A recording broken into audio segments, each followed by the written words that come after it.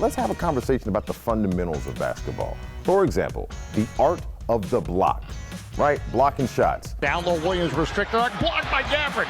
Williams gets it back, blocked again by Gafford. Williams gets it back, spins, blocked again by Gafford. 3 blocks, 1 turnover for the Hornets. There was a point this season where we saw Daniel Gafford have 3 blocks in the same possession. Oh, might be the player of the year.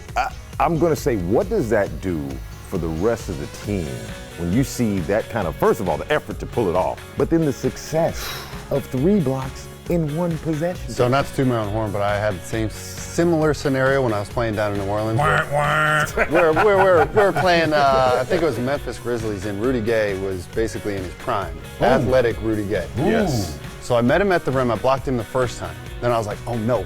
It kind of went right back to him, and he loaded back up. I was like, oh no! So I went up again, and I got him a second time. I was like, oh yeah, I got this. No, what does that do for your team?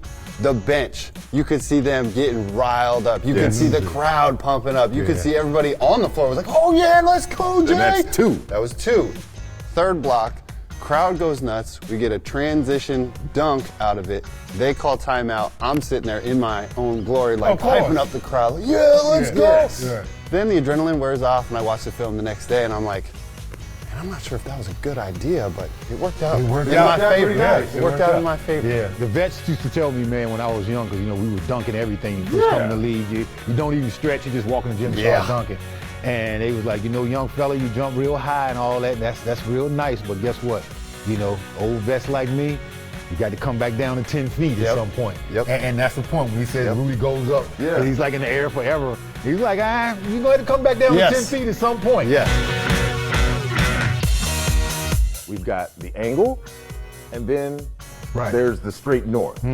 Which is the safest way to block a bigger man's shot without getting in foul trouble? Well, the safest way? Do the same thing again, Stick. The safest way.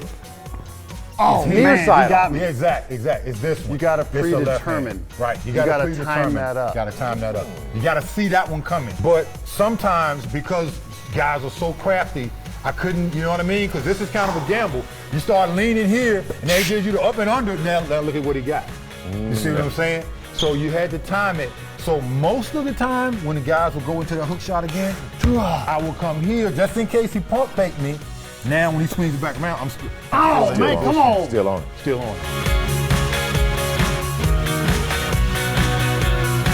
I use rule of verticality. Okay. You can come into me as long as I keep my arms straight. I jump straight up, straight down.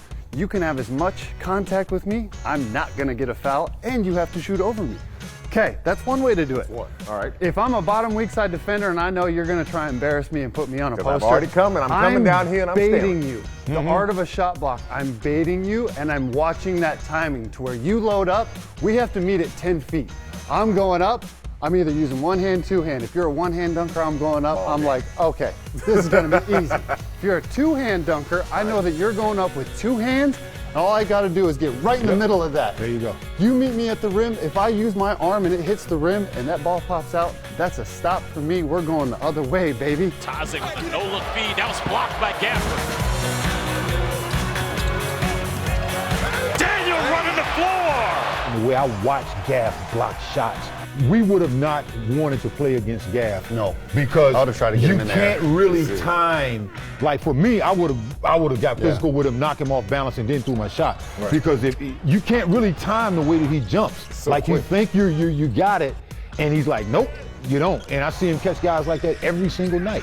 He is such a great rim protector that the perimeter says, you know what, I can be a little bit more aggressive on this pick and roll. I can take be a a risk. Yes, you can take more risk. And with that, if you do get beat to the rim, as long as you're staying on his hip and don't give him a free rein to the rim, the landlord's sitting there just licking his chops like, hey, I got you guys.